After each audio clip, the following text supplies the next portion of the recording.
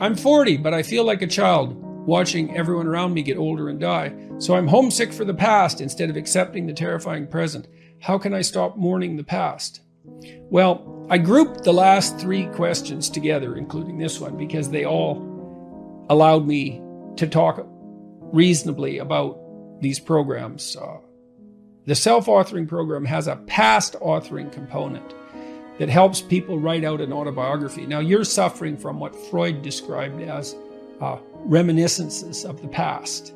You're possessed by reminiscences. They won't get out of your mind. And what that means to me is, well, it's one of 2 things. One is that there's things in your past that you need to understand more deeply. And that's why they're still calling to you. And there are things in your past that you had, perhaps, that you need to have in the present and the future. And so you could do the past authoring program and write out your past.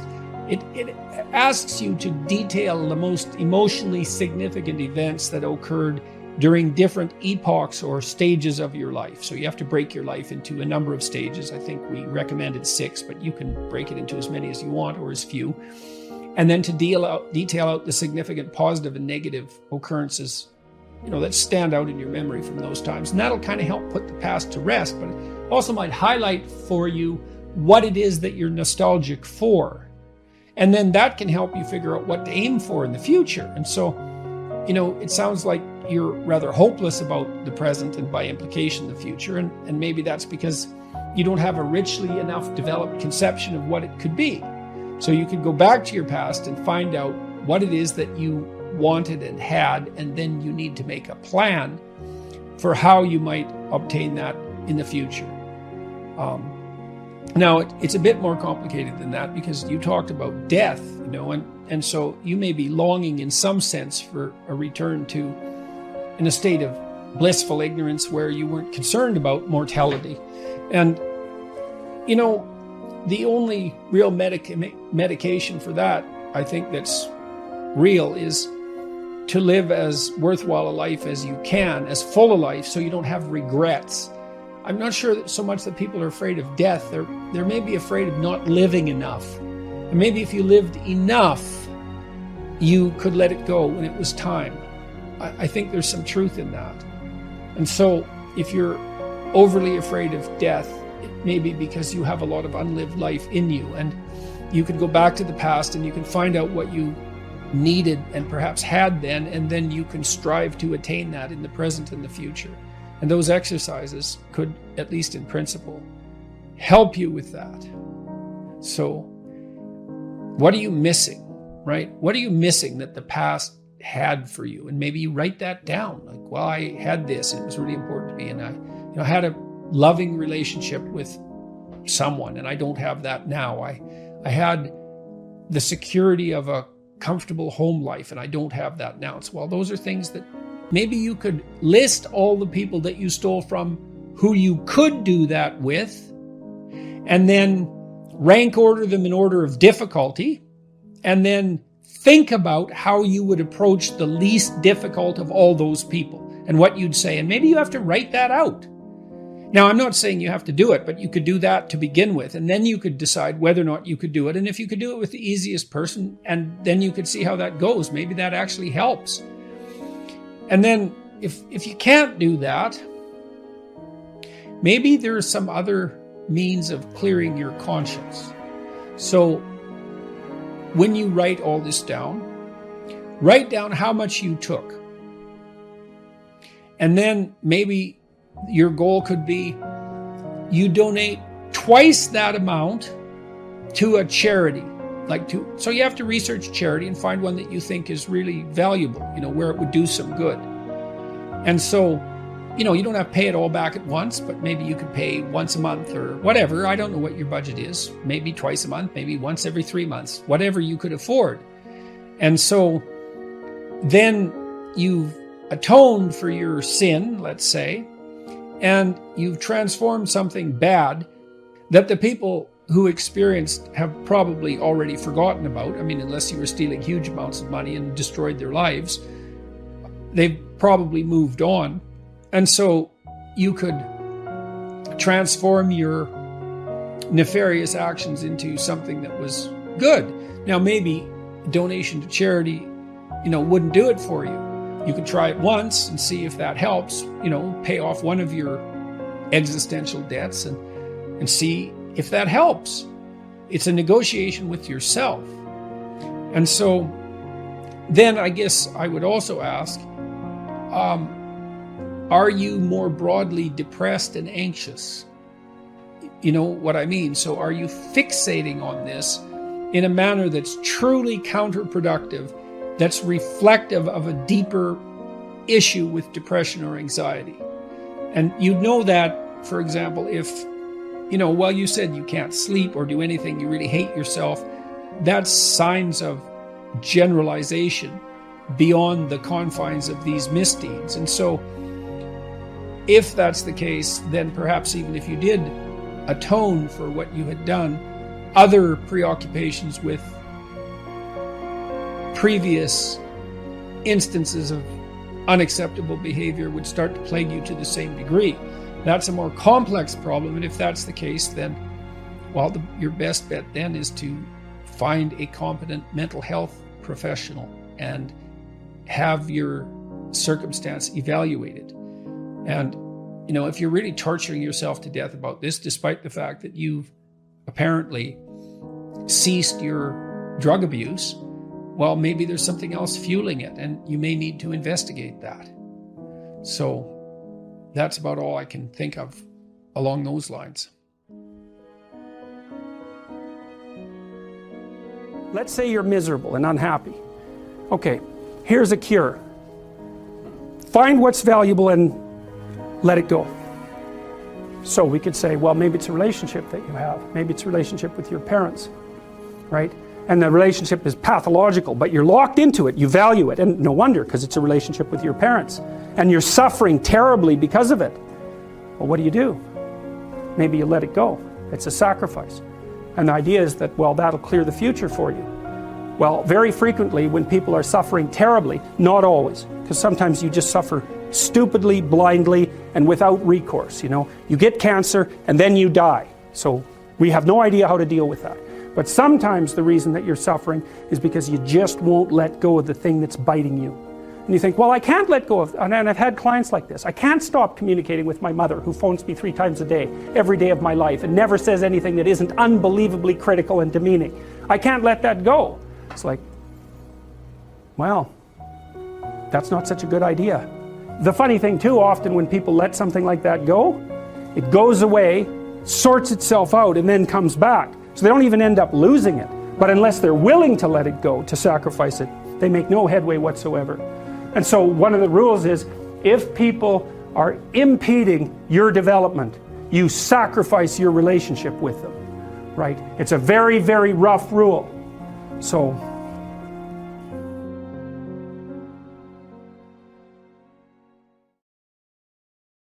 I am way too agreeable. What steps can I take to integrate my shadow and stop being a doormat? All my life I've had so much anger, but I don't know towards what or how to get rid of it. I've been through a few different types of therapy and it's a bit better, but still takes me over from time to time. What advice do you have for me? I don't think that there's a better pathway to the shadow, let's say, than resentment.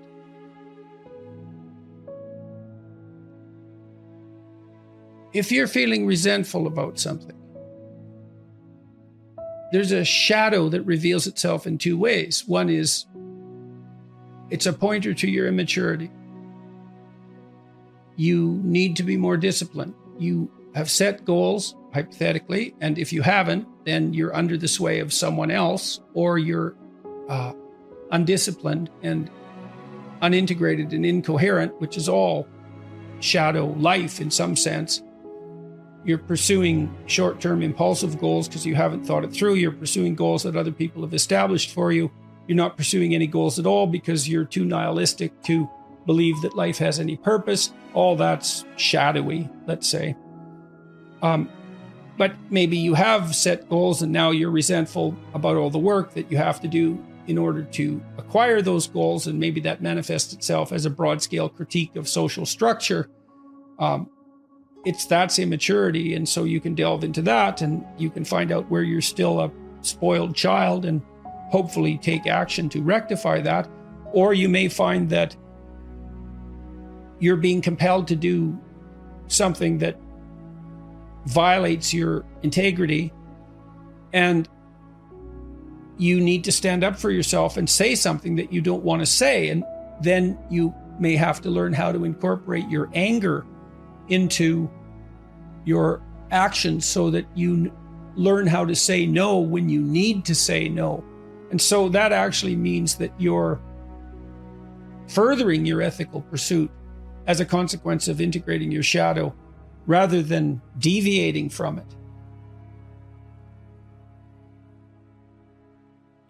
Aggression, which can be repressed, sexuality, lust, let's say, which can be repressed. Those things are extremely useful servants when they're integrated into the whole. If you're without aggression and anger and incapable of it, that doesn't mean that you're on a good path and that anger knocks you off it. That can happen, but it's much more appropriate and sophisticated to note that the probability that you're going to pursue a higher good is magnified by your integration of all your emotional and motivational states, even the ones that can cause a tremendous amount of trouble when they're left to manifest themselves in isolation.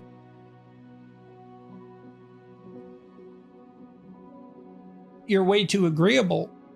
Well, I would say you could practice saying what you really believe, that you can take a vow to tell the truth. And that will make you much less agreeable. Agreeable people are perfectly willing to sacrifice what they know to be the case to maintain short-term social harmony. And it's not so much that they repress what they think, it's often that they don't even allow themselves to fully realize what they think. So commitment to the truth can make an agreeable person, will stop an agreeable person from being a doormat. I mean, if you're in a relationship and the person is irritating you with something they've done, you might be highly motivated not to say anything about it because you want to keep the peace. You don't want to upset them. You don't want the conflict. That's all characteristic of high agreeableness. But once you decide to tell the truth, then if you're annoyed, you don't get to hide it. You don't get to assume you're right. You don't get to grab the person by the shirt collar and say, look, I'm annoyed and you're wrong. You get to say, I'm irritated about this situation and I need to think through that irritation to find out if I have a problem or if you have a problem, or if we both have a problem, or if it's a different problem altogether. But you can't hide the fact that the problem has made itself manifest. And so if you're agreeable and you tell the truth about your emotional state, that will propel you out of that agreeableness by necessity. So, with regards to anger, I don't know towards what or how to get rid of it. Well, something a cognitive behavioral therapist might recommend is for a week, and maybe this is already a therapy you've been through, but this exercise is generally quite useful. First, you have to note when you're angry and admit to that, and maybe you have to practice that. So you have to decide, I'm going to pay attention, I'm going to see when I'm angry, and I'm going to admit to it, at least to begin with, without judgment. I'm just going to observe it. I'm going to allow myself to observe it. Then you have to allow yourself to see what angry thoughts you have. And you can ask yourself that. What angry thoughts do I frequently have?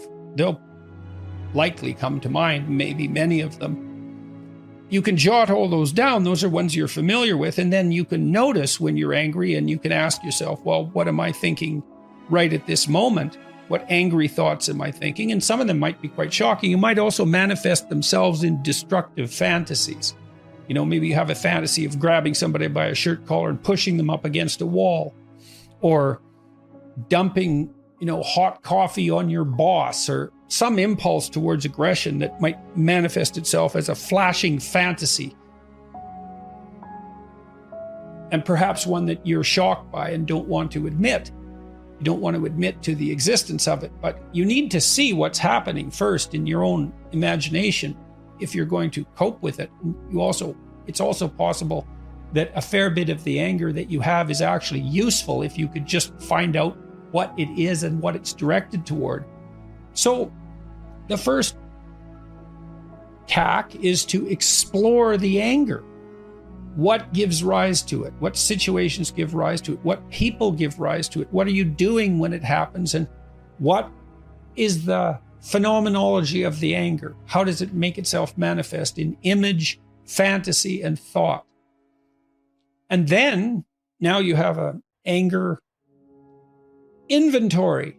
Is anger in this situation warranted? What steps do I have to take in order to become less angry? And sometimes that might be an adjustment of an internal psychological adjustment. Sometimes it might require changes in the world.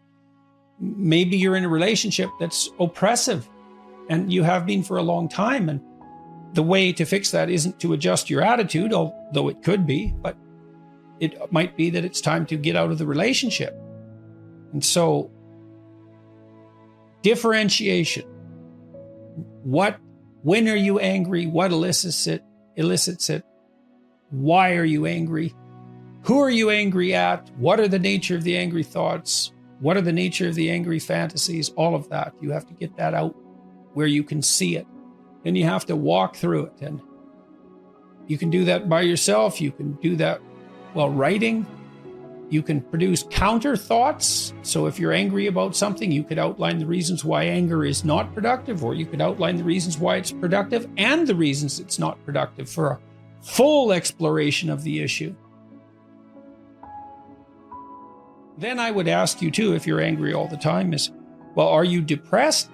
Have you been evaluated clinically? If this is a major problem, is it a manifestation of depression? Because anger is an underdiagnosed symptom of depression. Do you have well thought through goals and plans and strategies? All of that. That's a more comprehensive evaluation of your entire life. And maybe you have something to say or do that you're not saying or doing. It's highly probable. Most of us have that problem.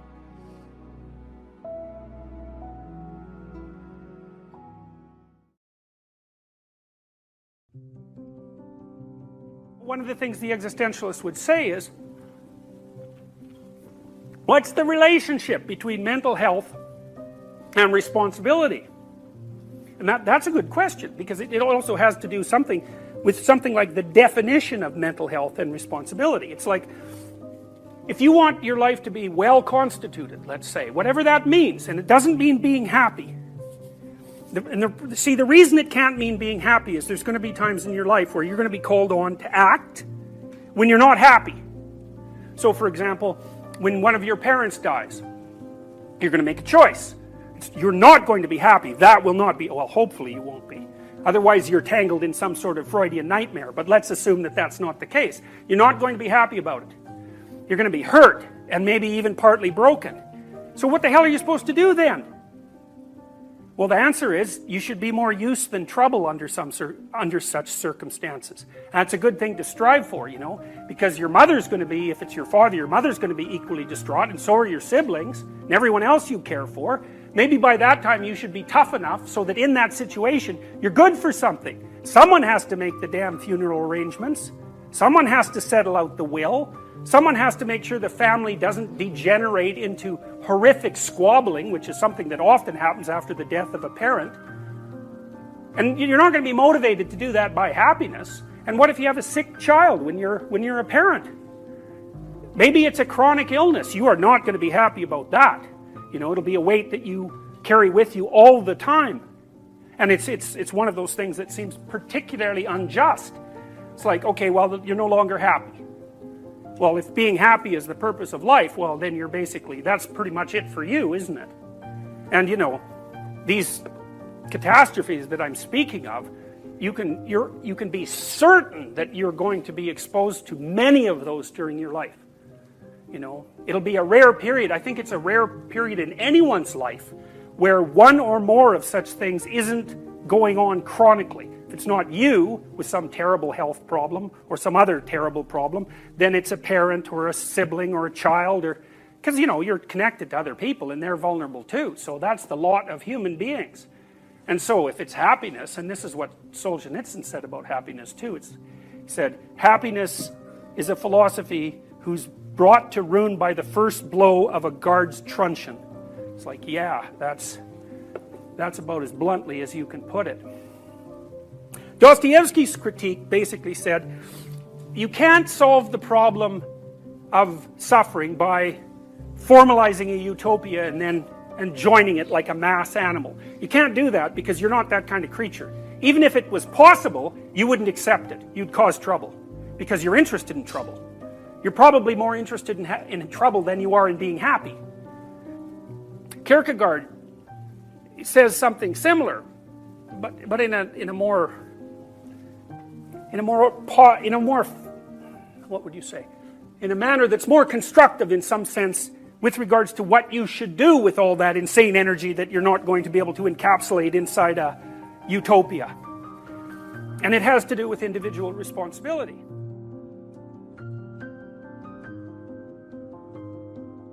I think at least part of it is the complexity of our society. It isn't certain how the future is going to lay itself out, and it isn't certain that what you knew in the past is going to be sufficient for you to move forward into the future. So there's lots of opportunity, but it's very complex. And it's not easy to keep up in our world. You know, like if you look around the world, you might think, well, the happiest people are those where the standard of living is the highest. That's actually not the case. Right. And you think, okay, but why wouldn't that be the case? It's like, what do you want? Malaria and death at 40? Obviously not. But then you think, okay, what's the price you pay for a high standard of living? Well, that's easy. You virtually always sacrifice the present for the future. You're always working. I mean, you guys, you're fairly influential and you've got this good thing going, but like, it could crash at a moment's notice. You better keep your eye on it. And every day you're thinking, okay, this has to be done, and this has to be done, and this has to be done. And it pays off. I mean, you have a nice studio and I would presume a reasonably comfortable life, but it's not like you're not running on a treadmill to keep that going. And so that's security and it's health, but it isn't necessarily happiness, and it's certainly not necessarily freedom from anxiety. Sure. And I would say most people in the modern world, weirdly enough, have far too much to do. You know, 2 career families and a couple of kids. It's like, man, you're done. That's 60 hours a week of flat out work. Yep. So, and that can be too much. And then I also think, because our society is philosophically unstable, and that's sort of reflected in this polarization, is that people are doubtful about whether their lives have any meaning, for example. You know, well, why bother? What's the use of it? Who cares? It's like, what difference is it going to make in a million years, you know?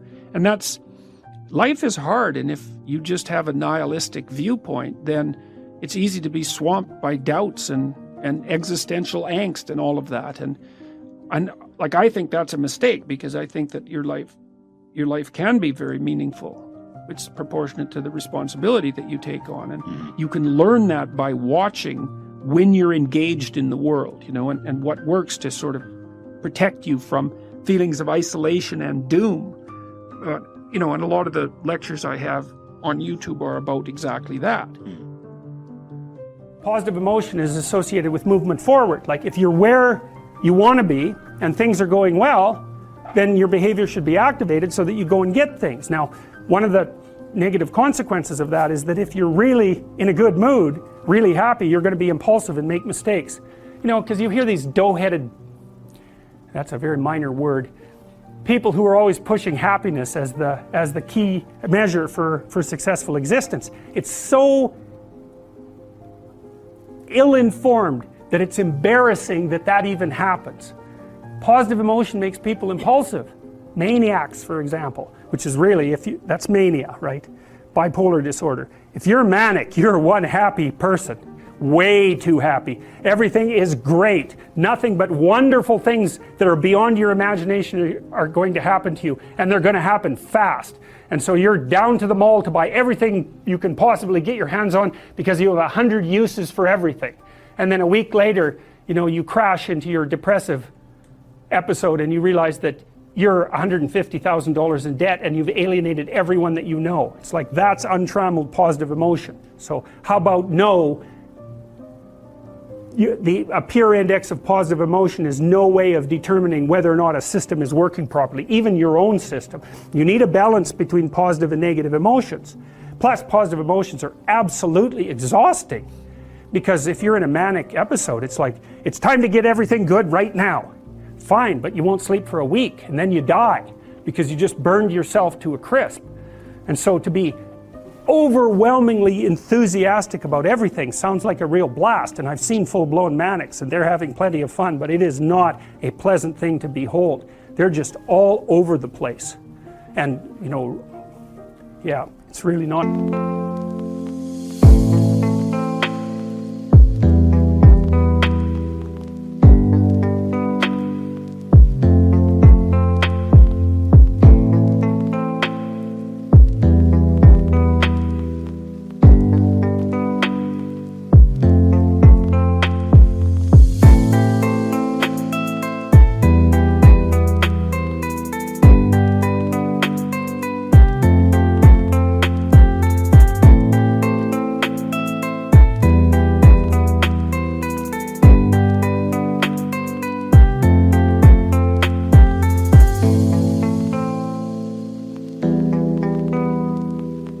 Good.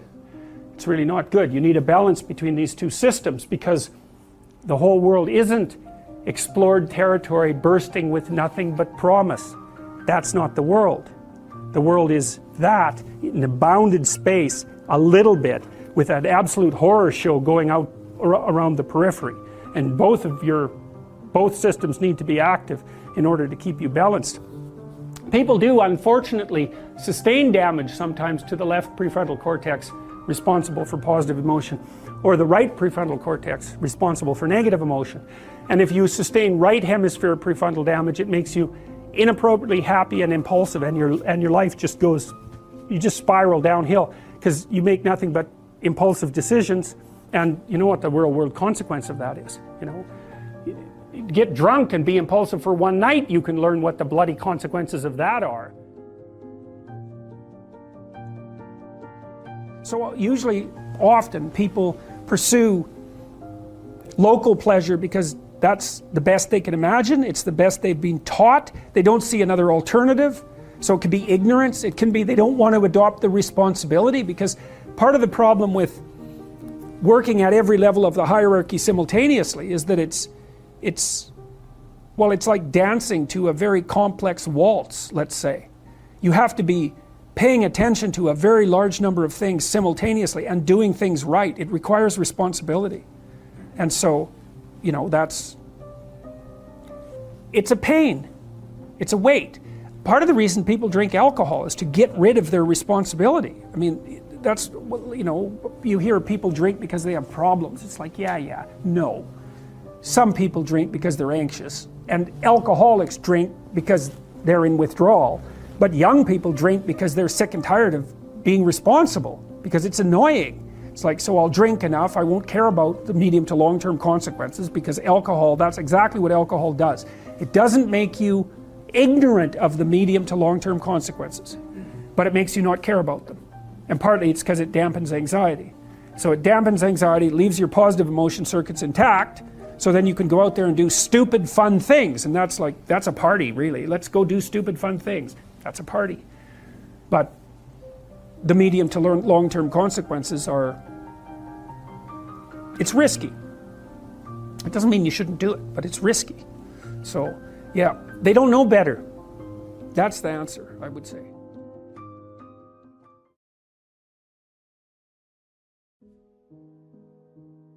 What tips would you give a highly emotional person to become more rational and level-headed? Oh, well, it depends. There's a variety of... The first thing I would do, if you're highly emotional, like highly emotional, volatile, fly off the handle, a lot of mood variation, a lot of negative emotion, the first thing you might want to think about is whether or not there's actually something wrong with you, like physically. You might be ill, because illness can do that to people, and so you should go get yourself checked out. You know, you might have an inflammatory condition or something like that. And the next thing I would check out is like, are you sure you're not hungry? I'm dead serious about this. I mean, with many of my clients who've been anxious, like a lot of them, they come in and say, I'm so anxious. I had this one client, she'd come in and she'd say, God, you know, I'm so dead at the end of the day. I'm just wiped out. I've got no energy at all. All I can do is lay down. She was like 24. All I can do is lay down and watch like the same movie I watched the night before. Is that normal? I was like, well, no, it's not. So, and I knew this. I said, well, what do you eat? And she said, well, I usually don't have any breakfast. And then I have like a little bowl of rice for lunch. And I usually have something like that for dinner. And I thought, you live on 2 balls of rice a day, and you're wondering why, when you come home at night after a full day's work, you don't have any energy. I said, well, have you considered the possibility that you're starving to death? So, you know, we talked about this. I said, you can't live like that. That's not going to work. How about let's try this for a week? You do this with therapy, and you do experiments if you're a behavioral therapist. It's like, you got to come to an agreement with the person. It's like, look, is there some other things you'd eat other than rice? You know, like 4 other things. It's like, we agreed. Maybe she'd eat an egg or something. It's like, or I think it was eggs. And I don't remember what it was. There was a few other things. I said, okay, look, here's what you do. Get up in the morning and like have 2 eggs. You don't have to enjoy them. You know, because people say, well, I'm not hungry. It's like, why is that relevant? That's not the issue here. It isn't like gourmet time. It's not starving to death time. So eat your 2 eggs, and maybe in 3 months you'll enjoy it. You know, until then it'll be like chewing down rubbery cardboard, but it's not that big a deal. So, you know, we upped her caloric intake by a factor of about 4, and she came back, and it was like, I think she came back 2 more times. It's like, oh, I have lots of energy now. It's like, oh, good, you're not dying of starvation. If you're a volatile person, try this. Eat a high-protein, high-fat meal in the morning. No sugar. And a big one. Like have a steak. Have something solid. And doesn't matter if you like it. Who cares? Cook it the night before if you don't want to cook it then. Just try it for a week and see what happens. My suspicions, I've had half my clients, I would say, have dropped their volatility levels 50% by eating a high-fat, high-protein breakfast. And then also notice that if you are crabby, you know, and volatile and touchy and you can't get along with anyone, go eat something. Like have 2 teaspoons of peanut butter and wait 10 minutes and see if you're still a witch.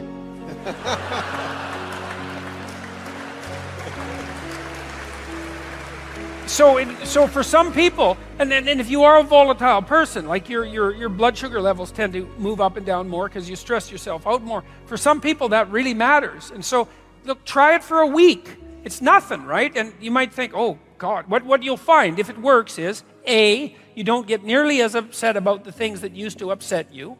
So, and that'll be a shock. You'll think, oh my God, I would have flown off the handle because of that before, and now it's hardly bothering me. So that's a lovely thing.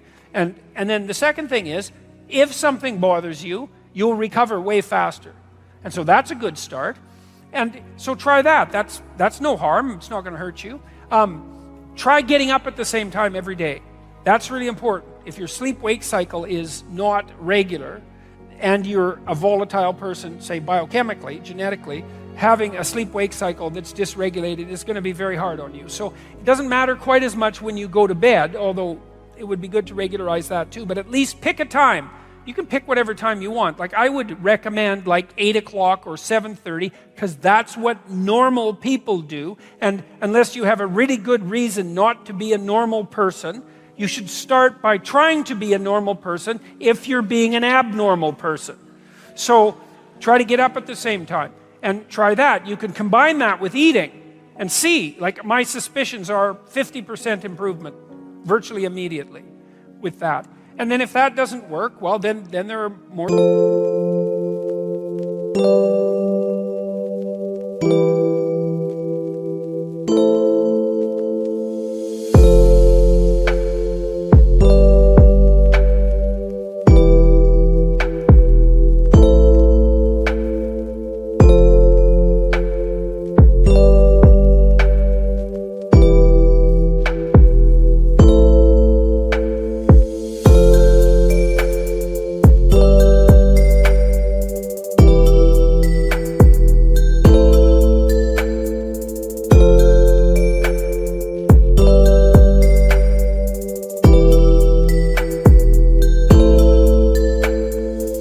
Things that you can consider being checked out by an MD and making sure you're okay. You might want to go talk to a therapist. Having dysregulated negative emotion is no picnic, man, and it's really hard on the people around you as well. So those are that, and you know, I have this program online I mentioned. The other thing you could try is go online. I have this program called Future Authoring. You could do the past authoring program and bring yourself up to date, but future authoring is a program that helps you make a plan for your life. You know, and what do you want from your friends, your family, your career, your education? How are you going to take care of yourself mentally and physically? Where would you like to be in 3 to 5 years? How are you going to regulate temptation, drug and alcohol use, and that sort of thing? You know, keep yourself out of trouble. And how are you going to stop yourself from deteriorating to where you could deteriorate if you weren't careful? You can do a credible job of the program in an hour and a half. You know, it's proved very useful for people. Maybe you're kind of aimless and you need a plan. That's another possibility. So, but don't live with it. You know, there's lots of things you can try. Sleep. That might be number 1. Food. That's number 2. Number 3, talk to someone, a professional, if it's really out of hand. Because what do you want to do? You want to suffer terribly for the next 10 years? And plus, if you do have a lot of excess negative emotion, it's really hard on you psychophysiologically because you produce a lot of stress hormones, and that makes you old. So it's dangerous physically as well. So, and it's hard on your brain. So if you can get it fixed, fix it. What your eating habits are like or your sleeping habits, but if you are an anxious person and that's manifesting itself in, say, neurotic overanalysis, there's 2 things you can do very rapidly, 3 things really, that will help quell that. Well, 4 things even. Number 1, get up at the same time every day, and I would recommend in the morning because that's when people generally get up, and it's good to do what everyone else does unless you have a good reason not to. Number 2, eat a large breakfast, right? Keep it carbohydrate light. You know, don't eat toast and and Fruit Loops. That's not going to do the trick. Make it fat and protein heavy, and eat more than you want. You might say, I'm not hungry in the morning. It's like, this has nothing to do with what you want or what your appetite is. It's like, you need to eat in the morning.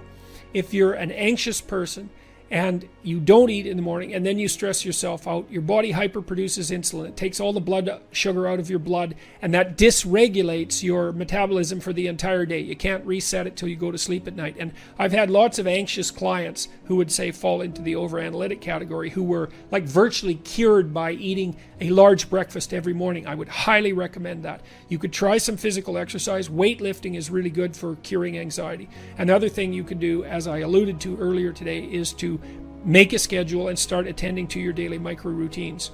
So, you know, you got to figure out what your overanalysis is. It might be cognitive, like maybe you have a very active mind, you know, you're fast verbally. Are you fast verbally? One way you can find that out is to do something like write down as many words as you can that begin with the letter S, for example, in 3 minutes. Do that with a bunch of your friends, and if you're someone who writes down way more words than anyone else, then you're verbally fluent, and that might be driving some of your overanalysis. But my guess is that you're suffering from some rumination that's related to anxiety, and so I told you what I think the simplest ways are to rectify that.